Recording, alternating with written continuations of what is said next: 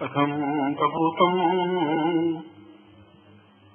रणमेव रूपम गुरुर्वै सहम्यम सतदेव नित्यम अचिन्त्य रूपम परम अदैव देव्यम परेशां प्रणमं परेशम। शास्त्रों में सैकड़ों ग्रंथ, हजारों ग्रंथ लिखे गए हैं, कोई एक या दो ग्रंथ नहीं। जब चारों वेदों की रचना हुई तो उन वेदों को समझने के लिए उपनिषदों की रचना हुई, उपनिषद लिखे गए। और 108 उपनिषदों में भी वे ऋषि अपनी पूरी बात नहीं कह पाए। उन 108 उपनिषदों की वजह से ही हमारे माला के मन के 108 होते हैं, इसलिए 108 की संख्या हम शुभ मानते हैं।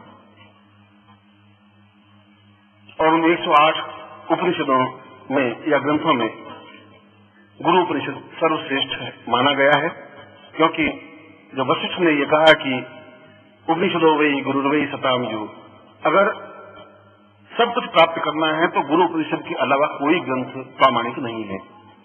जब विश्वामित्र ने इसी प्रकार की बात कही है, अत्रि ने ऐसी प्रकार की बात कही है, यहाँ तक कि शंकराचार्य तक आते आते शंकराचार्य ने कहा कि मैंने अपने जीवन में समस्त ग्रंथों को निचोड़ा है, किया है, अनुभव किया है, और मैं दावे के साथ ये कह सकता हूं कि गुरु उपनिषद से बड़ा कोई ग्रंथ, चाहे ऋग्वेद हो, चाहे यजुर्वेद हो, चाहे सामवेद हो, चाहे अथर्ववेद हो, है ही नहीं। इसलिए नहीं है कि उन वेदों को समझने के लिए गुरु की ही आवश्यकता होती है। वही समझा सकता है कि वेद क्या है, वही समझा सकता है कि उपनिषद क्या है, वही समझा सकता है कि जीवन क्या है, वही समझा सकता है कि जीवन की पूर्णता क्या है।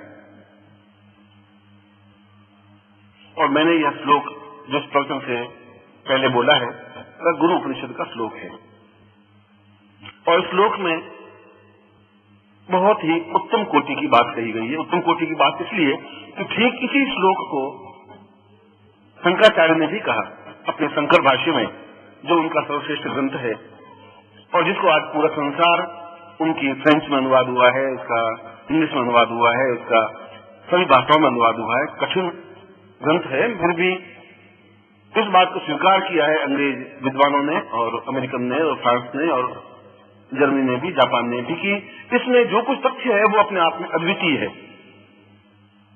और वे के वे भाव शंकराचार्य ने भी कहा है कि सताम वै परेवम प्रणवम परेशम गुरुर्वै पदे पूर्णमदेव नित्यम अचिंत्य रूपम सहितम सदैव आत्मानुभूति परमम परसम पदैव। और उस श्लोक का अर्थ और इस श्लोक का एक ही है, और वो श्लोक लिखा गया आज से 40,000 साल पहले। ये श्लोक लिखा गया आज से 3,000 साल पहले। इसमें 37,000 सालों तक ये विचार हमारे शास्त्रों में मंथन करता रहा कि यही जीवन का सार है, यही जीवन का आधार है, यही जीवन की पूर्णता है। ऐसा श्लोक में क्या है, क्यों इस श्लोक को इतनी महत्ता दी गई है? इस श्लोक में यह बताया गया है कि व्यक्ति अपने आप में पूर्ण है ही नहीं। पूर्ण तो प्रभु पैदा करता है। जब एक गर्भ में बालक होता है तब वह पूर्ण होता है। इसलिए पूर्ण होता है कि बहुत अच्छा सुसज्जित, इसके भाष्य की बात कर रहा हूं, श्लोक तो अभी बाद में बोलूंगा, या श्लोक का अर्थ तो बाद में करूंगा।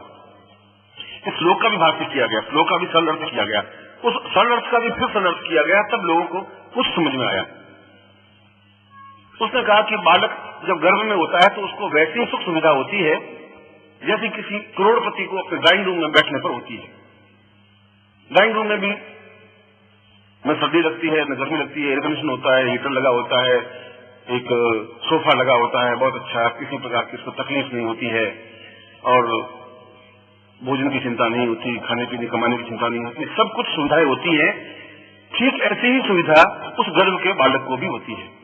कोई तकलीफ उसको नहीं होती, न सर्दी, न गर्मी, न बरसात, न चिंता, न परेशानी, न तनाव। और उसके बावजूद भी वह उन सब सुखों को लात मार करके जन्म ले लेता है। इसलिए इसको पूर्ण माना गया। इतनी सुख सुविधाओं को लात मार करके और उस कोलाहल भरे विश्व में तो जन्म होते ही सैकड़ों बंधन उसके गले में पड़ जाते हैं। जो ही जिस मोमेंट में पैदा हुआ, जिस मिनट में पैदा हुआ, 7:41 में पैदा हुआ और 41 मिनट में ही उसके 200 बंधन पड़ गए। एक ने कहा मैं तुम्हारा चाचा हूं, ये बंधन। दूसरे ने कहा मैं तेरा पिता हूं, तीसरे ने कहा तेरा मैं मां हूं, चौथे ने कहा मैं तेरी दादी, पांचवें ने कहा मैं तेरी नानी हूं, छठवें ने कहा मैं तेरा मामा हूं। अब बंधन ही बंधन, अभी तो पूरा 1 सेकंड नहीं हुआ है, कितने बंधन तो उसके गले में पड़ गए। और जो जन्म लेता रहता है, बड़ा होता जाता है, क्योंकि और बंधन उसके शरीर को जकड़ते रहते हैं। वो कहती है मैं तेरी प्रेमिका हूं, वो कहती मैं तेरी पत्नी हूं, वो कहती मेरा पिता है। अंतिम क्षण तक उस बंधनों में झगड़ा हुआ और पिता पे जाके सो जाता है। इसलिए जन्म से पहले वो ब्रह्म है, जन्म से पहले निर्विकल्प है, जन्म से पहले इसको किसी प्रकार का कोई मोह नहीं है, मोह नहीं है। इसलिए उस सुख सुविधाओं को, उस आनंद को, इसलिए उस गर्भ के बालक को ब्रह्म कहा गया है और गर्भ के जन्म लेने के बाद में उसको मनुष्य कहा गया है। इसीलिए उस क्षण जो जन्म लेता है तो एक क्षण में जब उस वातावरण से इस वातावरण में आता है, उस उन्मुक्त भाव से जब बंधन के भाव में आता है तो बहुत व्यथित होता है, बहुत दुखी होता है, रोने लग जाता है, चिल्लाने लग जाता है, चीखने लग जाता है। और फिर ठीक वैसी हालत होती है कि फिर वो दास गुलाम सा बन जाता है। एक जंगल के शेर को पकड़ करके लाए और पिंजरे में डाले, ताजा बिल्कुल शेर जंगल से, तो बहुत चीखता है, हुंकार करता है, सींग से तोड़ने की कोशिश करता है, उछलता है, कूदता है, रोता है, चीखता है, उसके बाद शांत हो जाता है। ठीक वैसा ही शांत हो जाता है। अब यहाँ इस श्लोक को प्रारंभ करते हैं यहाँ कि फिर इस सारे बंधन को वापस उस स्टेज पे कैसे पहुंचेंगे हम बंधन में अगर मर जाएंगे, गुलाम की तरह मर जाएंगे, कैदी की तरह मर जाएंगे, तो मैं आपको ऐसा उपदेश देता हूं कि आप सब बंधनों को छोड़ दें। शंकराचार्य कह रहे हैं, मैं ये भी उपदेश देता हूं कि तुम सब ये छोड़ छाड़ करके और एक भगवान का भजन कर लो, उससे सब कुछ हो जाएगा। यह भी नहीं कह रहा। तो शंकराचार्य कहते हैं कि सब कुछ अपने आप में कुछ प्राप्त नहीं हो सकता, मगर यदि पूर्णता प्राप्ति ही नहीं हुई तो जीवन का मर्म क्या, जीवन का अर्थ क्या, जीवन का सार क्या, जीवन का आनंद क्या है। अब तुम ये सोचो कि तुम जीवन का आनंद ले रहे हो तो तुम्हारी मृत सोचना है, ये तुम्हारी गलती है। हम कभी अपने आप में एडजस्ट होने की कोशिश करते हैं कि हम बहुत सुखी हैं, मगर सुखी आप इसलिए कुछ सुख को तुमने देखा नहीं थी, इसको सुख मान रहे, तुमने तो आनंद को देखा ही नहीं थी। इस आनंद को तुम कैसे कह सकते हो कि ये अपने आप में पूर्ण आनंद है, पूर्ण सुख है। तुम्हारी जगह, तुम्हारे मकान में जहां तुम अपने आप को बहुत सुखी अनुभव करते हो, वहां पर किसी करोड़पति को रख दे तो वो कहते अच्छा कैसे कह दे, 2 कमरों के मकान में कैसे रहेंगे, ये बहुत गड़बड़ है, यहाँ नहीं रह सकते, कोई सुविधा नहीं है। वो दुख महसूस करे, आप बहुत महसूस करें, इसलिए कि आपने उस जीवन को नहीं देखा बहुत ही दृष्टि से। जिसने जीवन को आनंद अनुभव किया ही नहीं, जिसने जीवन में परमहंस अवस्था को प्राप्त नहीं किया, जिसने अपने जीवन में साधना की नहीं, जिसने अपने जीवन में उस ध्यान में, इस मेडिटेशन में गया ही नहीं, वो कैसे समझेगा कि मेडिटेशन क्या चीज होती है, ध्यान का आनंद क्या है। जब तुमने कोई चीज खाई नहीं तो उस चीज का आनंद भी आप कैसे अनुभव कर सकते हैं, वर्णन कैसे कर सकते हैं। जिसने अपनी मिठाई नहीं खाई तो मिठाई का वर्णन नहीं कर सकता, खाने के बाद कह सकता है कि अच्छा है बुरा है।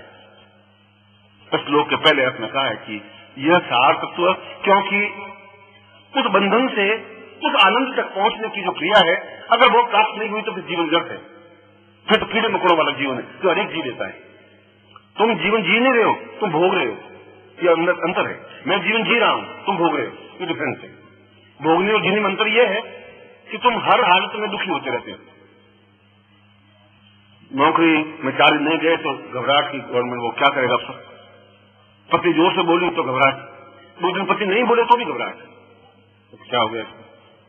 हम पूछे भाई तेरी तकलीफ क्या है, तुम क्यों नहीं बोल रही है, काय की गुस्सा हो गई है, तो तकलीफ, बोले तो तकलीफ, नहीं बोले तो तकलीफ, संतान हो तो तकलीफ, संतान नहीं हो तो तकलीफ, बुढ़े माँ बाप घर में हो तो तकलीफ, नहीं हो तो तकलीफ, पैसा ज्यादा आवे तो तकलीफ कि गवर्नमेंट आ जाएगी, इनकम आ जाएगा, चोर आ जाएगी, डकैत आ जाएंगे, और नहीं हो तो तकलीफ, और तुम नहीं उस तकलीफ में अपनी सांस लेते रहते हो और बहुत सुख महसूस होते हो। बहुत वो कुत्ता जिसके गले में पट्टा बंधा होता है, बहुत अपने आप को गर्व से ऊंचा उठ के चला जाता है कि इस गले के कुत्ते में कुछ नहीं है, मैं बड़ा हूं, मेरे गले में पट्टा है।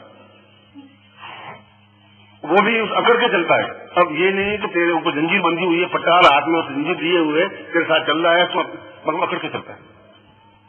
और जो है वो कुत्ता गली का भौंकता है, वो हट उसके गले पांव में आकर खड़ा हो जाता है। अगर पट्टा बंधे होने से ही जीवन में आनंद आता हो, तब भी उसको कुत्ता ही कहते हैं, शेर नहीं कहते। शेर के गले में पट्टा नहीं होता।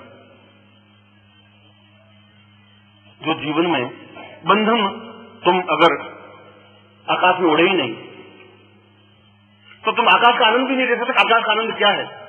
एक तोते को पकड़ा बहेलिये ने, पिंजरे में डाल दिया। अब पिंजरे के तोते में बड़ा गरूर, क्योंकि तकलीफ नहीं है। तकलीफ नहीं, उसे पावन पैंजिंग पहना दी उस मालिक ने, तो हरी में खाने को मिलती है, कभी अनार के दाने खाने को मिलते हैं, और बिल्ली उसको झपट्टा मार नहीं सकती क्योंकि पिंजरे में बंद है, और बहुत खुश हो रहा है कि मैं पिंजरे में बंद हूं। अब उसको 6 महीने या साल भर पिंजरे में रहने दीजिए और फिर बाहर निकालिए, आज छोड़ दीजिए, वो उड़ ही नहीं सकता कि उड़ना भूल गया। वो थोड़ा पंख फड़फड़ा के थोड़ा सा 1 फुट ऊपर उड़ेगा, गड्ढा से जमीन पर पड़ जाएगा, और मालिक को मालूम है कि बाहर बैठा रहना, कहीं नहीं जाएगा, कहां जाएगा, ये उड़ नहीं सकता। और तुम्हारी हालत भी वैसी हो गई है, पिंजरे में बैठे हो और पिंजरे के सींग से पत्नी है, बेटे हैं, एक घरवाली है, एक आसपास के लोग हैं, चाचा है, चाची है, चारों तरफ तीलियां बंधी हुई है। तुम बहुत, कभी तुम्हें अनार के दाने खाने को मिल जाते हैं, कभी हरी मिर्च खाने को मिल जाती है, और बड़े खुश हो। पैरों में पैनी नहीं पहने हुए, और पैनी में बजाते रहते हो और बड़े खुश हो रहे। और बाहर निकलते हो और थोड़ा पंख फड़फड़ाने की कोशिश करते हो, फिर दम से बैठ जाते हो, वापिस पिंजरे में घुस जाते हो। पिंजरे में बहुत सुखी, बहुत आनंद, अब यहाँ कोई डर नहीं। ये सब तो सही है, मगर उस आकाश में उड़ने वाले तोते की तुलना तुम नहीं कर सकते। वो आनंद कुछ और है, जो पंख फैला करके एक मील तक उड़ते चला जाता है। उस आनंद को तुम ले नहीं सकते, उस आनंद को तुमने देखा ही नहीं। उस आनंद को तुम्हें बताएगा कौन कि ये आकाश में उड़ने वाला ये आनंद है? और अगर उस आनंद को देखा नहीं तो पिंजरे में पड़े पड़े तो मर जाओ। उसमें तो कोई बहुत बहादुरी है नहीं, क्योंकि एक ने तुम्हें पिंजरे में डाल दिया, और पिंजरे में डाल दिया तेरे बाप ने, तुम्हारी माता ने, तुम्हारी दादी ने, तुम्हारे चाचा ने, इसलिए कि हम दुखी हैं, तो ये सुखी नहीं रहना चाहिए।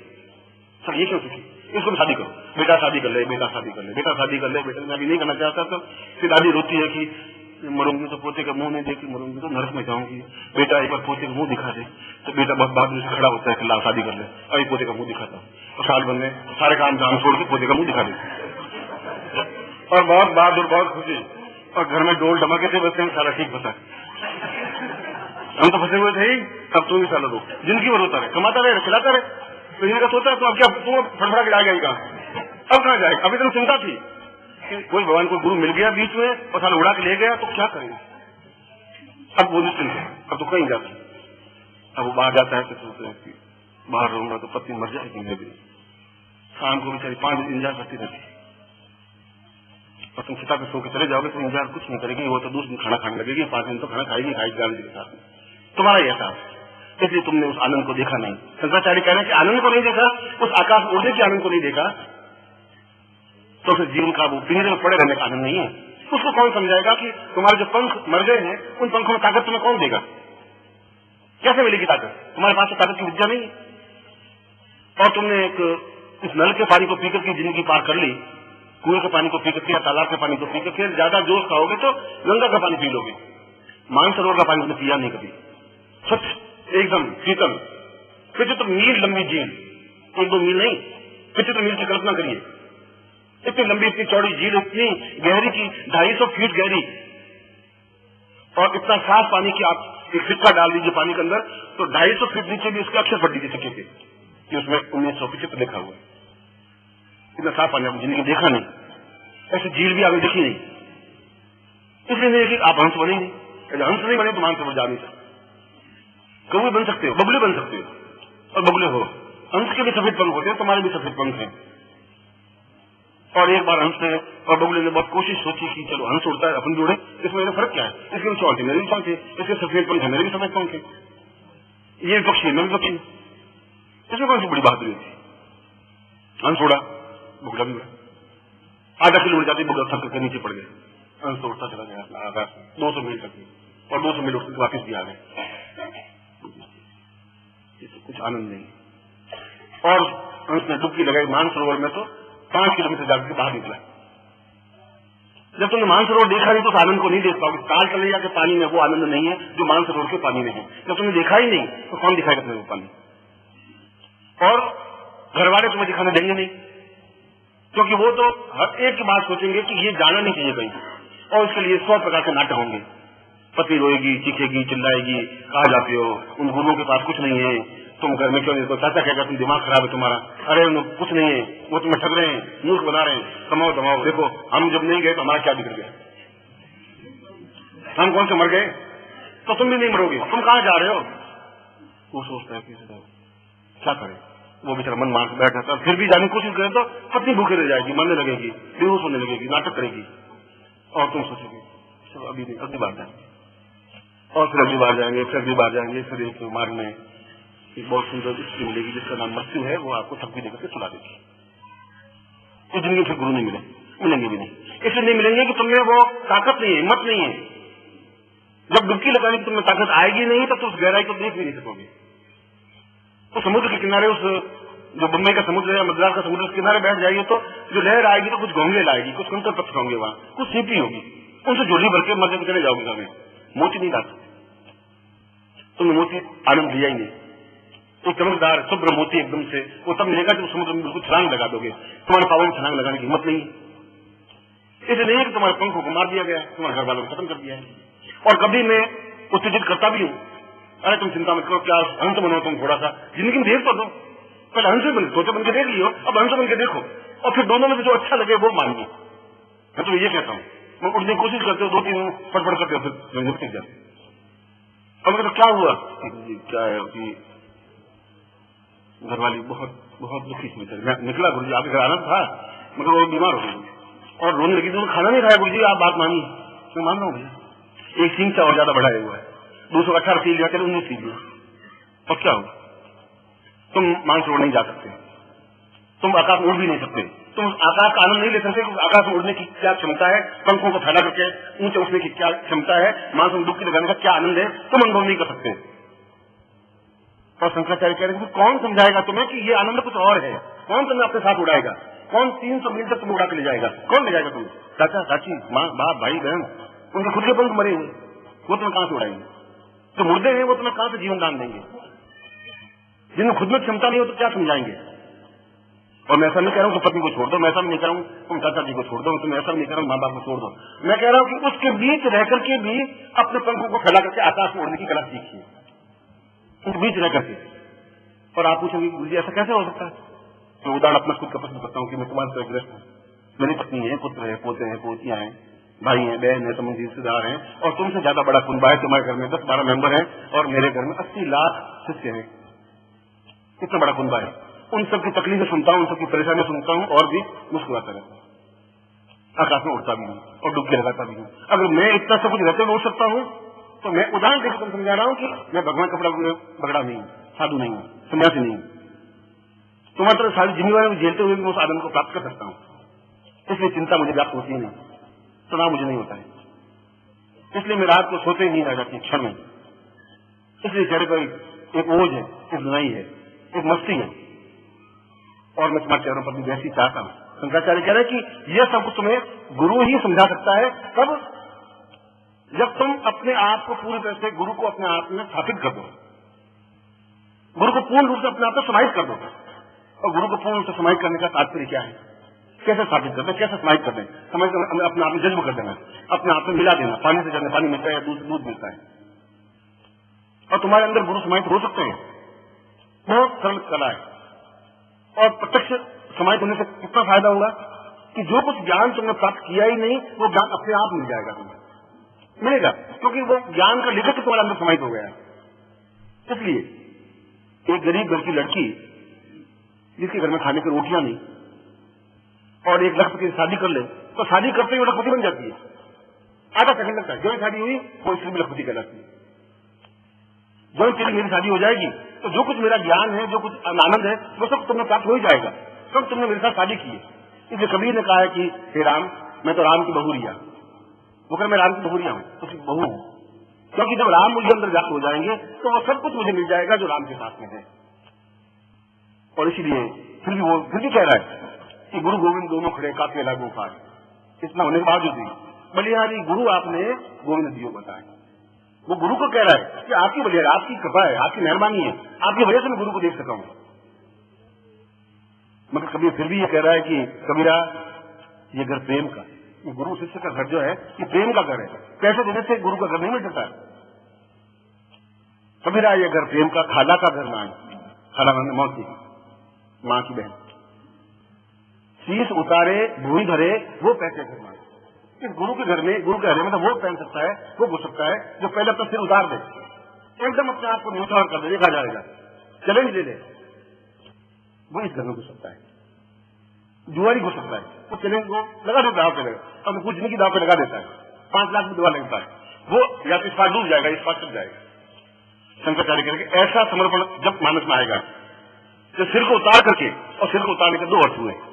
सिर माने घमंड, बुद्धि, मेरे अंदर बुद्धि है कि, और तुम्हारे पिता के अंदर बुद्धि है कि ये गुरु जी क्या करेंगे, तो गुरु जी खुद घर में बैठे, ये मेरी और बेटा बिगड़ जाएगा, मेरे घर से जाएगा। उनको चिंता ये नहीं कि कुछ सीख लेगा, उनको चिंता ये कि घर से चला जाएगा, ये गुरु जी घर में बैठा रहेगा, सारी नौकरी कर जानतन खट जाएगी। उनको रोना अपने खुद का स्वार्थ का है, तुम्हारे लिए रोना नहीं है। तुम्हारे लिए परेशान होते तो फिर ज्वाइन तुम मरते, तुम्हारे पीछे वो भी मरते। तुम अगर चिता में जाते तो वो भी 4 हाथ में कूद के मर जाते, एक भी मरा नहीं। फिर इतिहास में मुझे मालूम पड़ा नहीं कि कोई स्त्री पीछे डूब के मर गई।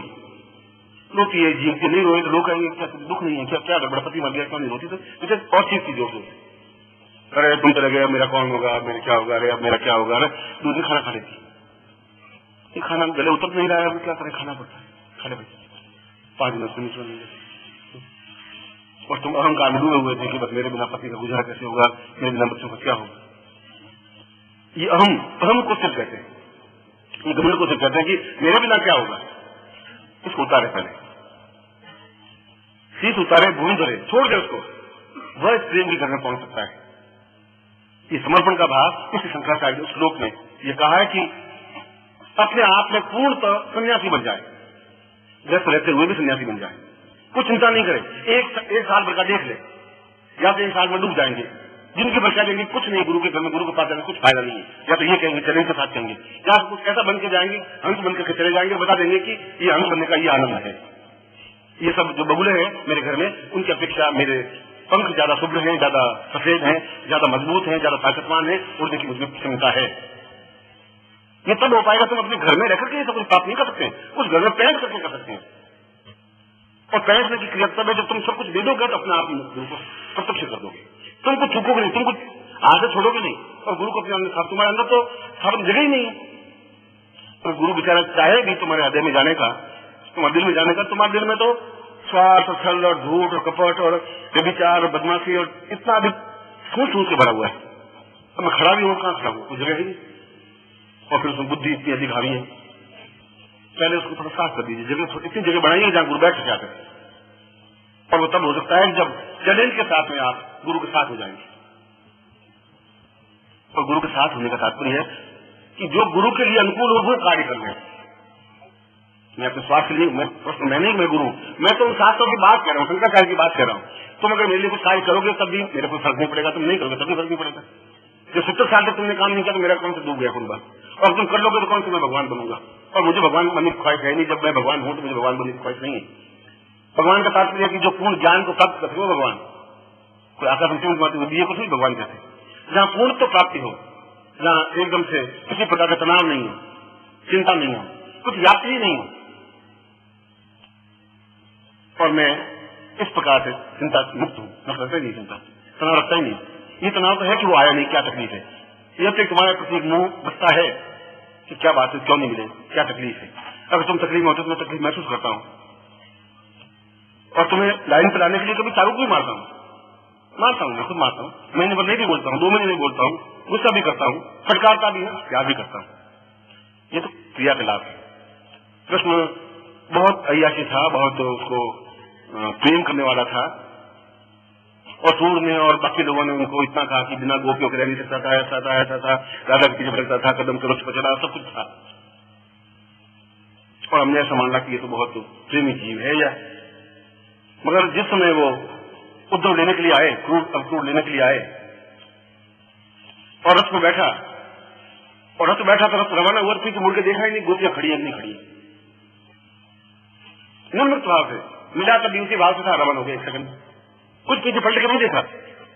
और हम अगर पलटे हैं तो पीछे उस पत्नी या प्रेमी का जो भी है, चिंता मत करना, मैं वापस आऊंगा, तुम क्यों घबराती है, मैं तेरे साथ में हूँ, ये लेटर लिखूंगा, तुम मुझे लेटर लिखना, ये मेरा एड्रेस है, और तेरे बिना कैसे रहूंगा। फिर 2 बार फिर पीछे मुड़ के देखते हैं, फिर देखते हैं, फिर मुड़ते हैं, फिर पलट पलट के देखते हैं, उसने मुड़ के नहीं देखा। ये अनासक्त भाव है, और ये अनासक्त भाव जब जीवन में आता है तब मुझे प्रेम भी करना पड़ेगा, पर अनासक्त भाव से। मन में ऐसा कुछ स्वार्थ नहीं है कि मेरी आंख गंदी हो सकती है, मेरी आंख गंदी नहीं है, मेरा मस्तिष्क भी गंदा नहीं है, मेरे विचार भी गंदे नहीं है, क्योंकि मैं तुमसे ज्यादा आकाश में उड़ने की क्षमता जानता हूँ। उस आकाश में नापा है, मैंने देखा है और नाप के दिखा सकता हूँ, मगर जमीन पर उतरना पड़ता है, बुगलों के बीच में खड़ा भी होना पड़ता है, क्योंकि ये मेरी इच्छा है कि इन बुगलों को मैं हंस का रूप दे सकूं। तो मेरे जीवन की सार्थकता है, मैं इनको हंस बना सकूं, उड़ा के दिखा सकूं कि देखो ये आनंद है तुम्हारा, तो डुबकी लगा के बता सकूं। बाकी मुझे व्यक्त मानने का कोई आनंद था नहीं। मैं सन्यासी रहा हूं और अपने आप में बहुत अद्वितीय सन्यासी रहा हूं, जहां हिमालय का कण कण बात को एहसास करता है कि सन्यासी रूप ऐसा होता है, क्या जरूरत है मुझे। मगर मैं ग्रस्त नहीं बनता तो ग्रस्त के लोगों को समझा नहीं सकता। सन्यासी ग्रस्त के लोगों को समझाए तो इफेक्ट पड़ता नहीं है, इसलिए तुम्हारे बीच आने को खड़ा होना पड़ेगा, बात करनी पड़ेगी। पर तुम अपने आप में से न्यून होके अपने आप जैसे समझ लेते हो कि क्या है गुरु जी का ये तुम्हारी भ्रम है, आंख का भ्रम। तुम्हारी आंख में कमजोरी है तो जब बगले बैठे मानसी बैठा है तुम सोचोगे ये भी सर बगले, ये तुम्हारी आंख की कमजोरी है। अंश को चिंता नहीं है, वो मानता मैं तो अंश हूं, मुझे क्या है, भले ये मुझे बगला कहे चाहे अंश कहे, उसमें क्या अंतर आ जाए। इसे शंकराचार्य श्लोक में कह रहे हैं कि जब 1 साल भर के लिए अपने आप को कुछ क्षणों के लिए, कुछ समय के लिए पूरा अनासक्त भाव से जुड़ जाओगे तो अपने आप तुम्हारे अंदर में हो जाएंगे। तुम्हें तो होंगे कुछ एक्टिविटी से, क्रिया से, चिंतन से। चैलेंज तो लेना ही पड़ेगा। तुम सोचो चैलेंज भी नहीं ले सब कुछ मिल जाए, ऐसा नहीं हो सकता। जब ये शिष्य इतने छोड़-छाड़ करके अगर शास्त्री यहां बैठा है तो इनके भी कुछ घर बात हो गई, कुछ न कुछ हो गई, वो भाई बंधु समझ रिश्तेदार होंगे। मगर मैं समझ मिलता हूँ 2 मिनट नहीं मिलता हूँ, 1 मिनट नहीं मिलता हूँ, 2 मिनट तो बहुत बड़ी बात है। मगर उसके बाद भी इसके आंख में आंसू टूटता नहीं है।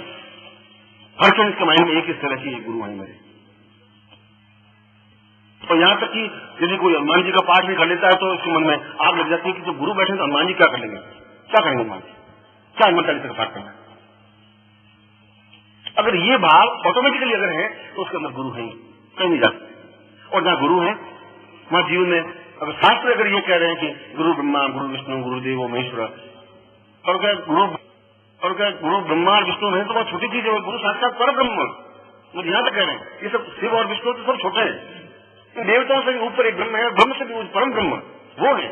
इसलिए मैं गुरु को प्रणाम करता हूँ, शिव को मान करके विष्णु को मान करके नहीं कर रहा हूँ। इस श्लोक मेरा तो है, तो मैंने को कहा भी ऐसा श्लोक लिख रखना चाहिए, सुनाऊंगा मैंने ऐसा कहा नहीं, ये तो 10,000 साल पहले का लिखा हुआ श्लोक। और गीता में कृष्ण ने कहा कि अगर जीवन में, उस गीता का 18 अध्याय में कहा कि जीवन में मैं कृष्ण से अपने जीवन के स्वरूप से 16 कलाओं से भी ज्यादा उच्च स्तर में गुरु को मानता हूँ कि गुरु में बनूं, और मैं गुरु बना हूं इसलिए कहा कृष्ण वंदे जगत गुरु। जैसे शास्त्र में कहा कृष्ण को हम इसलिए वर्णन करते हैं कि वो जगत गुरु है। कृष्ण के रूप में होने की वजह से हम उसको प्रणाम नहीं करते हैं, कृष्ण को वर्णन करते हैं कृष्ण वंदे। तुम किस प्रकार से उसमें समाहित होकर के उन कार्य को इतना ऊंचा उठा सको कि जहां एक हिमालय पर्वत के सामने खड़े हो जाए तुम्हारे लिए।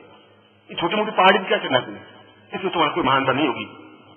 तेन जी को हम और तुम जानते हैं, हिलेरी को तुम हम जानते हैं, इसलिए कि तेन उस हिमालय की सबसे ऊंची चोटी एवरेस्ट पर पांव रखा उसने, इसलिए हम उनको जानते हैं, लड़कों को, दोनों को। छोटी पहाड़ी चढ़ने वाले का नाम तुम्हें याद है ना, मुझे याद है। चढ़ना है तो फिर वहां चढ़िए, हिमालय पर चढ़िए, फिर गौरी शंकर पर, एवरेस्ट पर।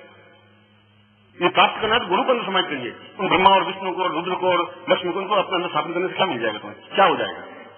शंकराचार्य का उनसे कुछ नहीं होगा, जब वो सब कुछ है ही तो अपने आप में समाहित करने की जरूरत है। और समाहित करने का तात्पर्य है कि हम उनसे दीक्षा लें। इस लाइन में कहा है कि बार बार दीक्षा लें, क्योंकि हमारे अंदर इतना अधिक पर्दे पड़े हुए, इतना अधिक सर्व झूठ है, हम अहंकार वाली करें कि हमें कुछ चिंता नहीं, हमें कोई लोग नहीं बच्चे और हमें कोई मोह नहीं बच्चे। इस बच्चे कहने से काम चलेगा तो घर में बैठे बैठे गुरु गुरु गुरु गुरु होगा। जब तुम एक्टिविटी में उतरोगे ही नहीं और घर में बैठे भी रहोगे, दूध उठने का तो दूध को नीचे भी रखोगे, गुरु जी याद करो, कुछ नहीं होगा। बिल्कुल क्रियाकलाप लाना पड़ेगा, एक्टिविटी मानना पड़ेगा, उनके कार्य को पकड़ना पड़ेगा, उसमें समाहित उसका हाथ बनना पड़ेगा, उसका पांव बनना पड़ेगा।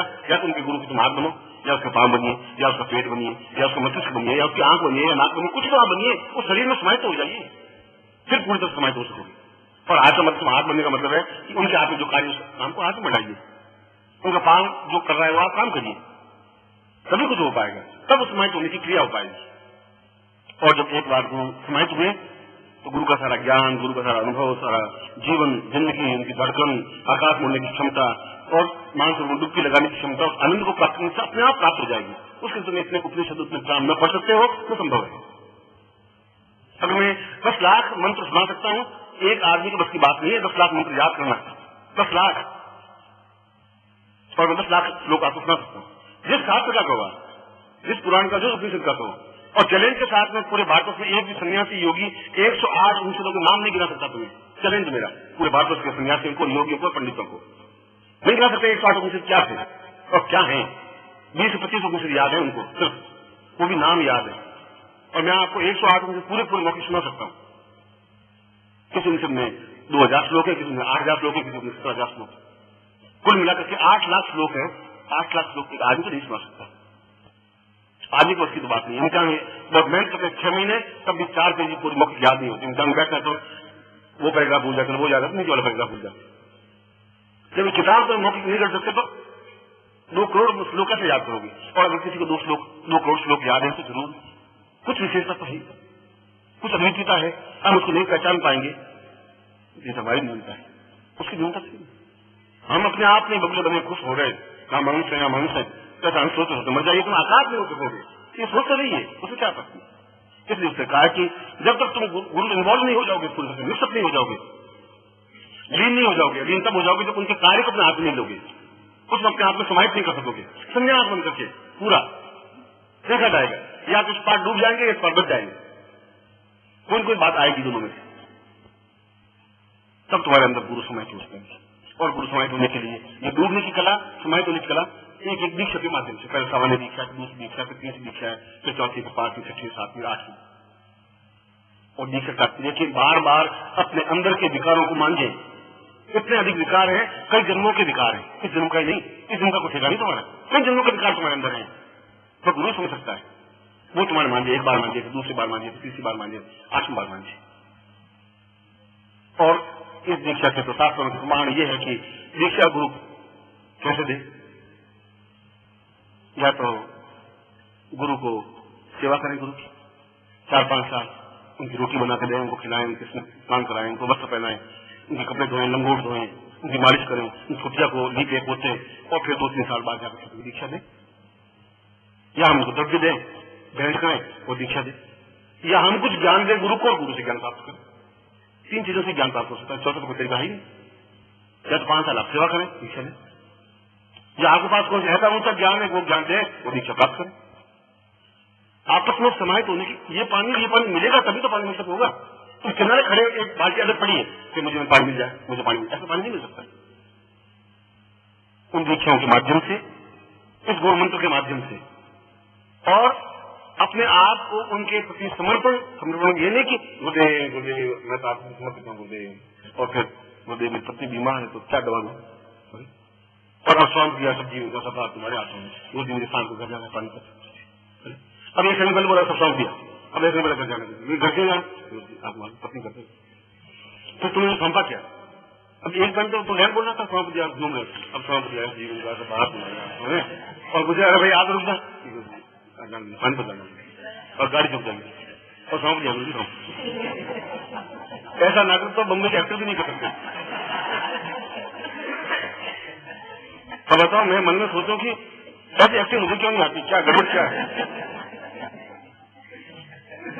कि कभी कभी मैं बहुत गौरवान्वित महसूस करता हूँ, कितने अच्छे शिक्षक मेरे हैं कि आधे घंटे में सौंपा, आधे घंटे नहीं सौंपा, चलो आप अपने घर, मैं अपने घर, फिर मैंने बर्बाद आएंगे, गुरुजी वापिस सौंप दिया, सौंप दिया।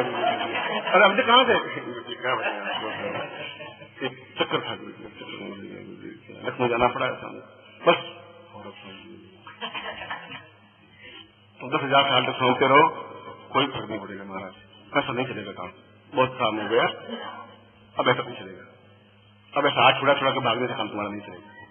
हर बार तुम्हारा हाथ पकड़ते हैं, हर बार तुम हाथ छुड़ा के भाग जाते हो, उससे ये पूर्णता प्राप्त नहीं हो पाएगी, और जीवन कटता जा रहा है, जीवन बीतता जा रहा है, चाहे तुम शिष्य हो, चाहे शिष्य हो, चाहे पाठक हो, चाहे श्रोता हो, तुम्हारे अंदर का स्वार्थ शीश उतारे बंदरे, सब कुछ छोड़ना पड़ेगा, तुम्हें छोड़ना ही पड़ेगा। और 3 महीने ले लीजिए, एक्सपेरिमेंट करिए, 3 महीना, 6 महीना, साल, 2 साल, निस्वार्थ भाव से अपने आप को डुबाइए तो सही, और अपने आप को गुरु को पूर्ण रूप से अपने आप में समाहित करने की कोशिश करिए। वो दीक्षाओं के माध्यम से हर बार दीक्षा लूंगा और अपने आप को पूर्ण निर्मल बना करके उस बगुड़े से हंस के स्टेज पे आऊंगा जब आके दीक्षा लूंगा। आना है मुझे, हर बार अपने पंख में ताकत देनी पड़ेगी। गुरु अपनी शक्ति के माध्यम से, शक्तिपात के माध्यम से और ताकत देंगे तो उसमें और ताकत मिलेगी।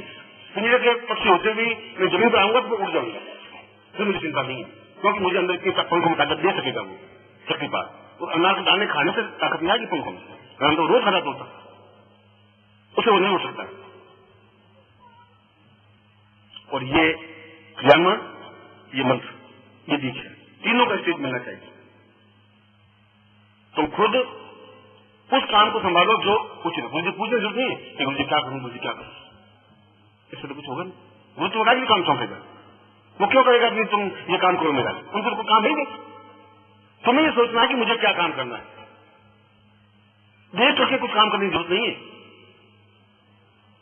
तुम्हें तो अपने आप में ये समझना है कि कहाँ जरूरत है मेरी, मैं कहाँ फिट हो सकता हूँ, इस दीवार में कहाँ चित्र मेरा लग सकता है। वहां अपने आपको समाहित कीजिए, जो कुछ तुम्हारे पास है, जो कुछ तुम्हारे पास ज्ञान है, जो चिंतन है, उसमें समाहित हुई है। और इन तीनों तरीकों से, एक तरीका ही नहीं, हम तीनों तरीके अपनाएंगे, मंत्रों के माध्यम से, प्रैक्टिकल ज्ञान के माध्यम से, और उनके शक्तिपात को प्राप्त करने के माध्यम से, दीक्षा के माध्यम से। और ऐसी स्थिति में उस चौथी पंक्ति में कहा है कि निश्चय ही गुरु चाहे या नहीं चाहे, ईश्वर चाहे या नहीं चाहे, परब्रह्म चाहे या नहीं चाहे, गुरु तो प्रत्यक्ष होगा ही, शरीर में होना ही पड़ेगा, क्योंकि तत्व है। बटन दबाएंगे तो रोशनी होगी ही होगी, अगर तार बिल्कुल सही है तो। ऐसा हो ही नहीं सकता कि बटन दबाया लाइट नहीं लगे, क्योंकि तार तो बिल्कुल सही है। और ये तार है, ये तार पूरे तुम्हारे दबाने से जहां तुम हो, पिंजरे के होते वहां से फिर आकाश मोड़ने वाले हंस बनने की वो तार है। पहले एक्टिविटी से वहां तुम्हें त्याग करना पड़ेगा, अपने अहंकार का, अपने स्वार्थ का, अपने लालच का, अपनी नौकरी का, अपने गृहस्थ का भी, सबको छोड़ने की कला होगी। अगर मैं छोड़ सका हूं तुम भी छोड़ सकते हो। मैं भी 18 साल जंगलों में रह सका, मेरी पत्नी थी, मेरे माँ बाप भी थे, मेरे पास धन भी था, और छोड़ के जा सका तो कुछ बन सका। अगर बीज जमीन में मिले ही नहीं, वो जमीन में नहीं मिल सकता, जमीन बड़ गंदगी है, बस जमीन मिलेगा नहीं तो पेड़ बन नहीं सकता। अगर पेड़ बन जाए तो जमीन मिलना ही पड़ेगा उस बीज को, और जमीन मिलेगा तो पेड़ बन जाएगा, छायादार पेड़। मैं बीज था, जमीन मिला तो छायादार पेड़ बन सकता, मैं नहीं मिलता तो आज पेड़ नहीं बन सकता। अगर तुम मिलोगे उस जमीन में, समाहित हो जाओगे, तो एक दिन आएगा तुम अपने आप में उच्च कोटि के योगी या सन्यासी या विद्वान बन सकोगे, जहां तुम्हारी सुगंध पूरे संसार में फैल सकेगी। इस गली मोहल्ले वाले तुम्हें याद नहीं करते, क्या तुम्हारा जीवन है, क्या तुम्हारी वैल्यू, क्या तुम्हारी महत्व, क्या है तुम्हारा। जिस मोहल्ले में रहते हो उस मोहल्ले किनारे पर पूछेंगे रमेश जी कहाँ रहते हैं, रमेश जी कौन, सुना है कि यहाँ कौशल नगर में रहते हैं। कौशल नगर बहुत बड़ा हमारा, दिल्ली बहुत बड़ी, कौशल नगर में क्या, कहाँ रहते, कहाँ, कौन है, क्या यहाँ दुकानदार, सैकड़ों दुकानदार है कौशल नगर में। आप रमेश जी कौन सी बात करें, अब उस गली में तुम्हें कोई परिचित नहीं हो तो तुम्हारा जिंदा रहना और मरना बराबर है, कोई अंतर नहीं है तुम्हारे। मरे ज्यादा मरे, तुम्हारे पीछे 5 लाख लोग आंखों में आंसू भीगे तब तुम्हारा मरना सार्थक है, मरे और 25 लाख लोगों को आंखों में आंसू बहे तब तुम्हारी जिंदगी सार्थक है। एहसास हो लोगों को, और ऐसा तुम बन सकते हैं, तब मृत्यु को भी जीत सकते हैं, जिंदगी को भी जीत सकते हैं। जैसा नहीं हो सका तो तुम एक कीड़े मकोड़े की तरह, जैसे पैर से कुचला गया कीड़े मर गई, ऐसे तुम एक काल एकदम पैर से कुचलेगा तुम मर जाओ। गली वाले एकदम बाल खड़े खड़े ऐसे गिराते हुए देखेंगे, अच्छा ये रमेश चंद्र है क्या काम कर दिए, दुकानदार चंद्रा का खाना खाना, ये जिंदगी में जीत। अगर तुम ऐसे गुण मिले हैं और फिर भी जिंदगी जी रहे हो तो तुमसे ज्यादा दुर्भाग्यशाली व्यक्ति हो ही नहीं सकता। तुम्हारे पास समय है, मैं तुम्हें एक बार फिर गुरु प्रत्यक्ष सिद्धि साधना के अंतर्गत मैं तुम्हें समझा रहा हूँ, चेतावनी दे रहा हूँ उस शंकराचार्य के श्लोक के माध्यम से, उस गुरु उपनिषद के माध्यम से, कि हम जीवन में इन तीनों क्रियामनों से और अपने फिजिकल एक्टिविटी से, कार्यों से, उनके कार्यों को हाथ में लेकर के, जो कुछ गुरु के कार्य है, जो मुझमें बुद्धि है। तुम अगर प्रेस के इंचार्ज हो तो प्रेस का काम, तुम अगर सेवा झाड़ू निकालो झाड़ू, कोई बुराई नहीं है, बात के साथ में कोई बुराई नहीं है, सेवा तो सेवा है। सरदारों में, सिखों में, मतलब जो बहुत ऊंचा होता है वो झूठे थालियां मांगता है और वो झूठ के साथ रखे रखता है, जितना ऊंचा होगा उतना नीचे काम लेगा। इसलिए कि उनमें एक गुरु के प्रति एक भाव, एक चिंतन है, हमारे तो सैकड़ों देवी देवता है, उनकी जिंदगी में गुरु ग्रंथ साहब है, गुरु ग्रंथ साहब। यह जीवन में जब आप उतारें तभी तुम्हारे प्राणों में नहीं, तुम्हारे शरीर के कण कण में, बूंद बूंद बूंद में रक्त के, और बूंद में, एक बूंद में भी 18 करोड़ कण होते हैं, उन कणों में गुरु समाहित होते हैं। तब तुम एक सुगंधमय बन सकोगे, तुम सौरभ में बन सकोगे, एक विशाल वटवृक्ष बन सकोगे, एक उच्च कोटि व्यक्तित्व बन सकोगे, एक अद्वितीय महापुरुष बन सकोगे। और ऐसे बन सको, मैं तुम्हें हृदय से ऐसे आशीर्वाद देता हूँ कि तुम कल्याणमय बन सको, गुरु पर तुम्हारे दिए। एक बात है, ओम परम तत्वाय नारायणाय गुरुभ्यो नमः। ओम परम तत्वाय नारायणाय गुरुभ्यो नमः। ओम परम तत्वाय नारायणाय गुरुभ्यो नमः। ओम परम तत्वाय नारायणाय गुरुभ्यो नमः।